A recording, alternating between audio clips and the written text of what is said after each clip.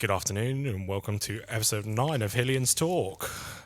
Today we're joined by my ever-present co-host Jack Naldret. Hello. And the wonderful Tom Clingo. Good afternoon. How you doing? You all right? Yeah, very well, thank you. Happy to be here. Yeah, excited for your debut? Yeah, nervous. A little bit nervous. Just like radio. It is like radio, which I have done once or twice a long time ago. Oh, look at you. Oh, it's not a brag. It wasn't good. So hopefully this goes a little bit better. Oh, always well. It'll go. Oh, It'll go. We'll be It'll go gentle. really well. I've listened to all the other ones. Every single one of them. That's a first for most guests. Immediately my favourite guest of all time. Well, the problem is I have to now follow that up. So that's, pressure. The amount of players we speak to and we're like, oh, have you listened to the podcast? And they're like, what podcast? Podcast? Instantly blacklisted.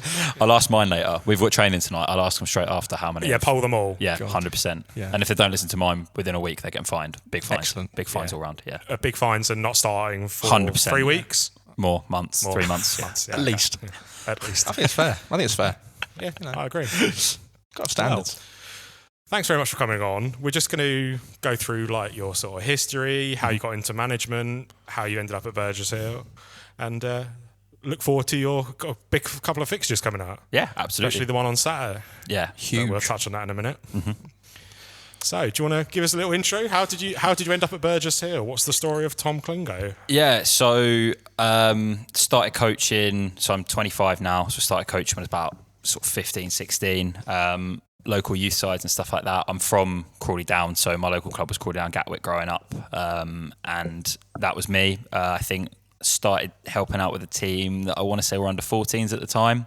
I was at college as well, so I was doing like one of these BTEC programs at the time what was Crawley College and through Three Bridges, and then pretty much carried that team with the manager. We went all the way through. Still a really good friend of mine, brilliant coach, guy by the name of Howard Griggs, and I like him double because he actually got me my current job, which is kind of helpful. And we went all the way through to under 18s, so did a little bit of under 18s football. Eventually ended up moving abroad, so I was coaching for a club overseas out in the Middle East, a couple of different countries over there. So that was a really cool experience, sort of, in a professional environment with an academy and everything like that, and doing that full time was literally a dream come true. Came back, got involved with Forest Row, so sort of county league football at the age of, I guess, 21, 22, which was pretty full on, with, guys that have been around the game and stuff like that from various different levels, pretty much everyone older than me. So that was a learning curve. And from that, I got involved in AFC Acorns, which at the time was a football club, which was both men and women, but it was a football club that on the women's side was really sort of picking up the pieces almost from Crawley Wasps disappearing in Crawley, and had the momentum, and that was kind of my route into the women's game. Cool. And sorry, just to go rewind a little bit, you said you coached overseas. Yes. I was also going to pick up on that point. Yeah. So I was out mainly Saudi Arabia. I was working with the international project for Juventus out there. Oh wow! And I was in Bahrain, did my training for Juve in Bahrain.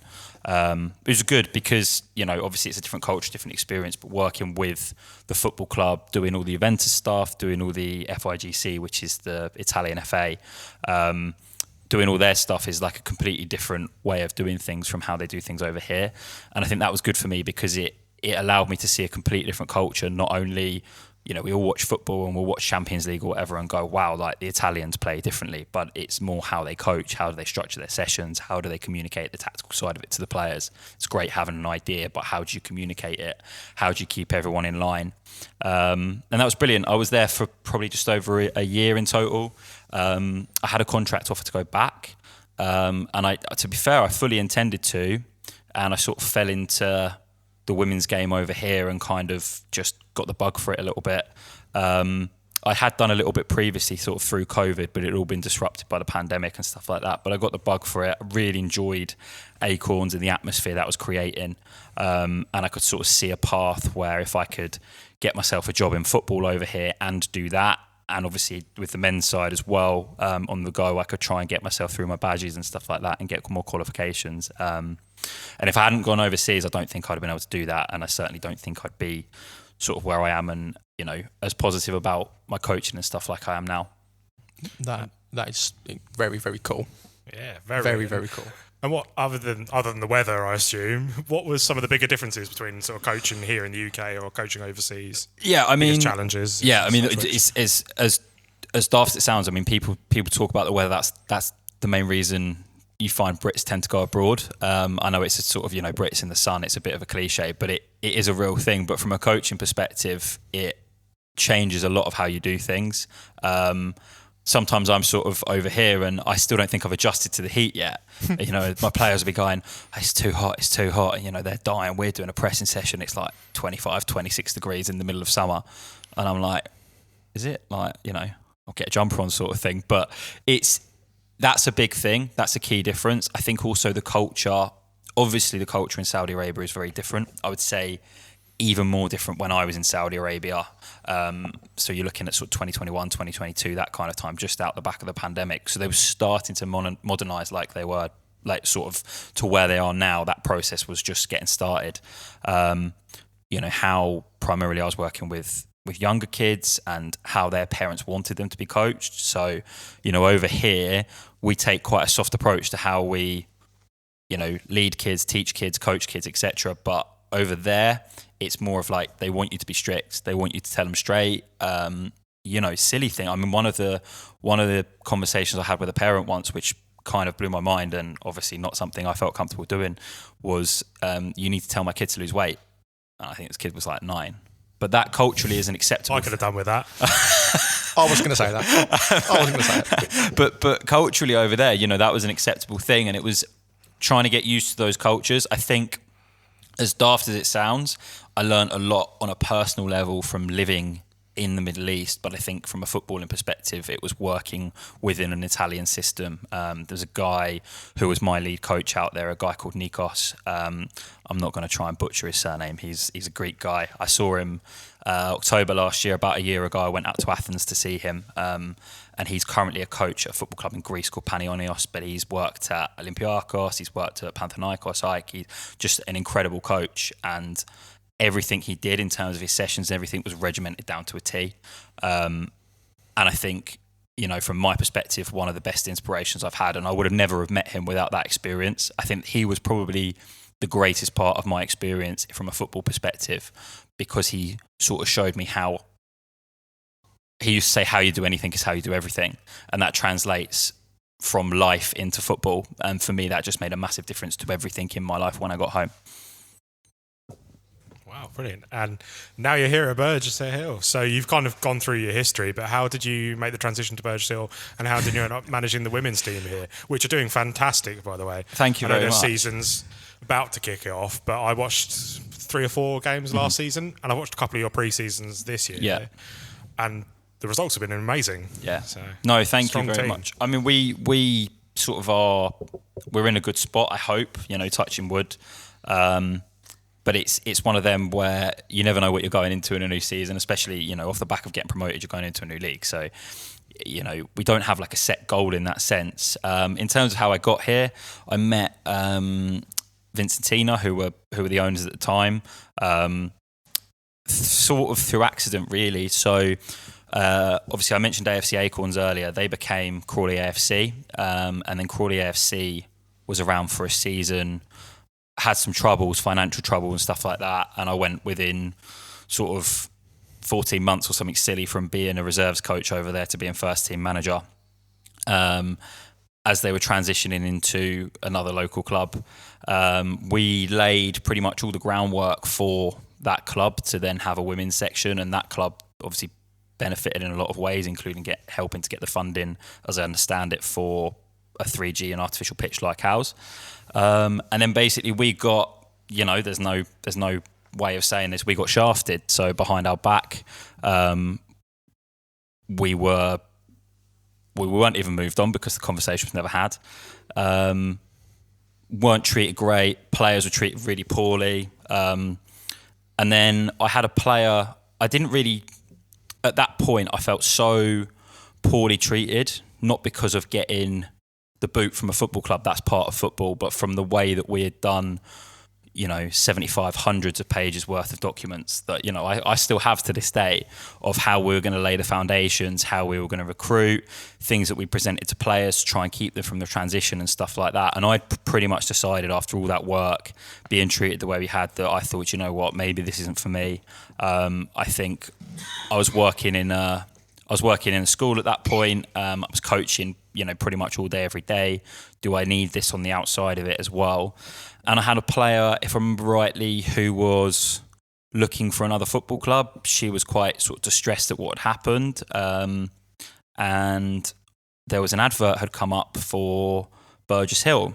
And at the time, I think the club were trying to sort of launch a women's team. There was an under-18s there, but I think the feeling was maybe they weren't quite ready or they didn't have enough players, whatever, to go into the women's game. And basically, someone said to me, do you know if this is something that you think would be good for my daughter? And I said, look, I'll have a chat with them. I have no issue with that. I wanted all of my players, whatever they did from that point onwards, to have success. It wasn't a case of we're going to find a club and we're going to bring 18 players or whatever it was in the end over with us. Literally called up, I can't remember exactly who it was, but ended up in a meeting with Tina and Vince, and within a couple of hours, the conversation had gone from what can you guys do for my player who's looking for a club to what can I do for the football club. And that was kind of it, really. And we had, I sort of looked at the club. I'd been here before through watching football primarily. I think I had coached here once or twice maybe when I was in my Crawley Down days with the under-18s. But it just went from that to, okay, there's something really special we can build here and there's a big project. And basically one of the conversations I had with myself was, how do I feel about starting from the ground up? I'd have to drop, I think, 3-4 divisions, something like that. How do I feel about that? But for me, the biggest thing was the project and the amount of potential we have here to grow something that could be organic and authentic. Wow. Yeah, and I suppose, just that sort of introduction there, it's funny how these things come about, isn't it? From, it's not as if you saw an advert for a women's manager and you applied for it and you sort of, it all come about sort of without you were sort of meaning to, and then obviously coming to more towards the present day, coming off the back of last season, mentioning there where you started to then getting, promotion your first season with, a pretty new group, and then obviously into this season where one point I was going to ask you, because obviously we'll touch on it in a lot more detail, the sort of big FA Cup game that kicks off the season, but is that sort of quite hard to plan for when your first game of a new season is such a big game? You haven't had a few, you have friendlies of course, but there's been no league games under your belt. Yeah, no, definitely. I think it's something that I've spoken about, and I'm kind of open about speaking. Sorry, I'm sort of open to speaking about it. It's not something I kind of try and disguise. And, we've discussed it with the players and making sure that they're sharp and they're managing their own fitness as well, because it's all well and good being fit, but being match fit can be a different thing entirely. I think we had difficulties with planning this pre-season because we were kind of working towards the target of starting in September, which is what it normally is. And then with the season starting on the 14th, as it were, but us not playing, it was kind of like, right, okay. And then you're really struggling to get friendlies because obviously everyone else has started their season, but you haven't. So look, it's not an absolutely ideal preparation, but if I compare it to the preparation we had going into the start of the season last season, where it was, do you fancy doing this? By the way, you've got no players, but here's a pitch and we've got some training nights, and we'll find a way to make the finances work somehow. I would take it every day of the week. But you know what? When we first started out, that was the fun of it. And I don't really take a different attitude this time. Is Sutton going to be a hard game? Of course it's going to be a hard game. They're 2 tiers above us. Last season they were 3 tiers above us. They're, part-time players, for want of a better word, or at least some of them are. But it's a fun challenge. It's a challenge that we want to have. One of the goals that we set ourselves was being in the FA Cup and trying to get there within, I think, 3 years, we said when we first sort of sat down and all discussed it. So being there now, 15 months after that discussion, maybe even a little bit less, I'm not going to complain too much about the circumstances, as it were. So, we'll give it our best shot. We know we're the underdogs, but we believe we can do some serious damage, basically. Absolutely. And, obviously, like you mentioned there, one of the aims, like you just said, was to get into the FA Cup. So, to even, be hosting a game against a team like Sutton, who you mentioned, there's a few sort of divisions between us, it's a very cliche question, but, how much does this, firstly, just being in the FA Cup, but how much does the game against Sutton, obviously at home with the, new facilities, new pitch and everything like that, how much does it mean, firstly for the football club, but also for the players and yourself as well? Yeah, it's twofold really, because in the sense of how much does it mean as a game of football, you want to win every game, but it's the FA Cup, and it's the FA Cup where you're the underdog and you have the chance to be the story, right? There's no pressure on us. If it doesn't go our way, then okay, fine, we can kind of reflect on where we are, where we started and where we are now, and you can still call it a success. But that's sort of what it means to us in that sense. But then if I look back on it and go, what did we need to do to put ourselves in a position to be here? Just being there is a lot of what it means. And I don't say that normally, I don't stand still, but if I look at the amount of hard work and the stuff that's gone into it, Dave and Vicky have been absolutely incredible since inheriting control of the club, in how much they've supported us, and they've effectively taken on a whole other team, a whole other section in purchasing the football club. Their hard work, all the volunteers' hard work, it's not just us, it's not just the players. We've gone from literally nothing to being in the FA Cup, which is something we had to at least get promoted to be able to do in a year, and just having this occasion, especially with it being at home as well, it's really special. It does mean the world to me, and I've had a few moments where I've sort of gone, wow, okay, and it's taken me aback, and I don't think I'm a massively emotional person outwardly, but it does, that draw coming out, it choked me, and that's the honest truth. I'm not too afraid to say that, but it made me sort of reflect on how far we've come in a short space of time. Exactly, and everything about the football club, the men's and the women's, is everything's on the up. 100%. Like we've sort of said, this is the first time in the FA Cup, so this is just the sort of start. Whatever happens against Sutton, it's building for next year. It's building for the next 5 years. Yeah. It's everything about that. So I suppose just from me, sort of finally, before I throw you back to Lynden, from yourself, if for the people that listen to this, for the fans, for the people that go home and away, perhaps more the men's team than the women's team, but if they're listening to this and they're obviously enticed by us hosting Sutton and what a massive game it is, and what would be your sort of final message or sort of sort of welcoming cry, I suppose, for fans of the football club to sort of get behind the town, but of course the women's team as well as the men's? Look, I truly believe, and everyone's going to say this, right? Anyone, I don't know how many clubs in Sussex have got a podcast, but anyone that does is going to sit on here and they're going to say they have the best fans in the county. But I believe that inherently. And I come down to the men's games and I'll come down to the under-18s games and stuff like that when I can. And we have incredible fans. And what we can do, because it's not about the team, it's not about me, it's not even about the people behind the scenes, it's about, when I say we, I mean as a group of fans, because that ultimately is what a football club is, and it's a community. And I truly believe that what we can achieve together can start on Sunday, and that comes from the fans. It's not about us, because I'm not going to be, I'd love to be here for as long as I could be here. I'm not going to be here forever, but those fans will, and they have a chance to drive something that could be incredibly special, and something that, we weren't all alive in 1882 when the club formed, right? But we were all alive when this section of the club formed. And for me, I look at that and I think that's an incredibly exciting thing to be at the start of. And if you've been before, if you've never been before, it doesn't matter. Come down, make noise, make it the best atmosphere in Sussex on that Sunday. And that would be my rallying cry to our fans. Perfect. Yeah, I couldn't agree more. I think your passion and love for the game really shines through. And I think that deserves all the support we can muster. So for those listening, it's 2 p.m. kickoff, right? Yeah. Yeah, so if you're not this doing anything Sunday, on Sunday, 21st. even if you are doing something Sunday, cancel it. Cancel it. Calm down. I've got someone else for you to do. Support Tim, support the women's game. And yeah, hopefully we get a good result. Thank you very much. I'm going to be here. Jack? I could be here. I might be here. Go on. Pressure. One of us. Who brings the streamers and the drum? To Jack. Can we arrange that?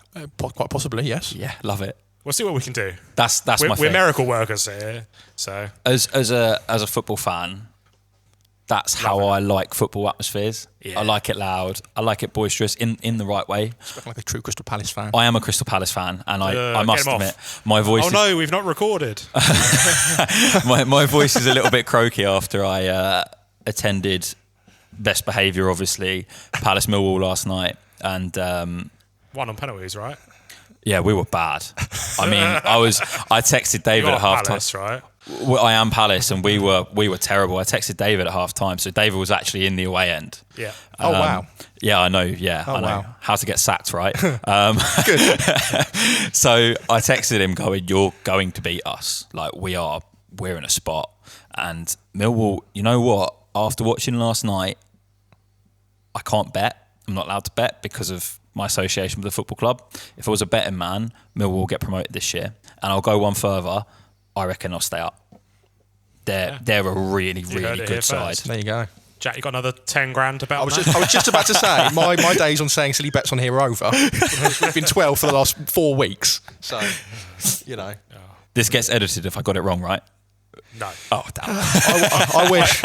I am in control of the editing. Oh, so good. I only edit stuff when I've got it wrong. Good. Make myself look good. As good as I can. We've only got a couple of minutes left, so I haven't even told Jack I was going to do this. Excellent. But on a few guests, we've sort of asked some quick fire questions. We want literally like a 30-second response. Yeah. And you might have seen me sort of texting away on my phone a minute ago. That's because I was asking ChatGPT to Nice. So I've never used that. Oh, get on it. I don't trust it. Skynet. When Skynet goes active, we'll be in trouble. But for now, we're all good. So, ChatGPT would like to know, what's the one quality you value most in a player? Ooh, great question, chat. Great question. I mean, That's it. it depends what angle. Yeah, it depends what angle you're coming at. Proper put on the spot. Hard work. Sorry. I know that sounds so cliche. Hard work for a player I've got. No, fair enough. You know, character. Are they prepared to dig deep? I think for a player I'm looking at recruiting or that's looking to go to the next level, I would say a willingness to sacrifice. I think that's the biggest thing for a footballer is, are you prepared to sacrifice? Because, excuse my French, but this game can be shit. It can be tough. And you need to be prepared to make sacrifice if you want to go far in it. Yeah, fair. Appreciate that. Good answer. And the next one. There you go. How do you keep the team motivated after a tough loss? Oof. So I try to be very performance-based in the way we look at things. So I'm more of, I would say, a process manager than a results manager. And that's something I've had to get used to over time. And you have to remind the players constantly that a result doesn't make us successful or unsuccessful. We all want trophies at the end of the season, of course we do, and that's one of our goals as well. But making sure that they know that it is a key part of it is understanding it's part of a process and it's all a learning curve for all of us. And in the end, as long as we get that process right again and again and again and again, we'll get there. Brilliant. And last question. If you could change one thing about the women's game right now, what would it be? Wow. Yeah, that's... Can of worms. I would... We could probably do a whole podcast. We could do a whole podcast on that. I think if I could change one thing about it right now, I would open up the pyramid. So at a certain level, it's meant to be a rapid fire answer, although David didn't do a rapid fire answer when you asked him this question. So I'm going to take that opportunity too. So at the moment, anything from our level and below, so effectively what is the equivalent of men's county league, is all controlled by the leagues. And anything above is all controlled by the FA. They have the pyramid system and all that sort of thing. First thing, I'd have the FA take over the entire system. You can have rec leagues and whatever else below that can organise themselves. I've no issue with that. But anything in the pyramid should be controlled by the FA. And I'd open up the promotion system.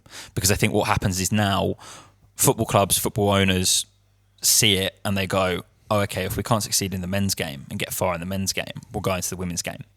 And what happens is it becomes a race to the bottom because people invest. And effectively, one team goes up out of every league every year. So from now on, if we want to get to WSL, we have to win 6, 7 titles. Okay, now I know WSL isn't something that I'm kind of looking at going, yeah, that's anytime soon sort of thing. But at least in men's football, if one goes up, there's generally a playoff. Or if, some leagues more than one will go up, and it will be 2 automatically or 3 automatically or whatever. And what ends up happening because of the way it is now is clubs like Fulham get stuck in Tier 5 with absolutely enormous budgets. It doesn't do anything for anyone. It doesn't actually achieve anything for anyone, and everyone's playing for second. Division above us, Eastbourne Borough. Eastbourne Borough will win probably, I would imagine, every game in that league above us this season. So what's the point? You kind of look at it and you go, can we give those teams below them from, 6th, 7th up, something to fight for? Can we give them a playoff system? For me, they've got to open it. They've got to look at the pyramid. They've got to open it up more. The geography of it is always going to be a bit rubbish. Someone's always going to be left out in the geography, and there's always going to be a Petersfield playing in Sussex or something like that. It's always going to happen somewhere. But in terms of actually how the pyramid works, there needs to be more opportunity to get promoted, and there needs to be more teams relegated, because it needs to stay fresh and it needs to stay competitive, and that would be the first thing I would change. Brilliant. I think that's such a fantastic answer. Yeah. And a really nice way to end, I think. Like, we've gone a few minutes over, but thank you so much for coming on. I really appreciate your time. I know you guys are training out on the pitch in a minute, so we won't keep you. But we'll be there Sunday, 2 p.m, and hopefully all our listeners will as well. And long will the good work you doing continue. Thank you very much. Thank you for having me, guys. Thank you. Cheers. Thank you very much.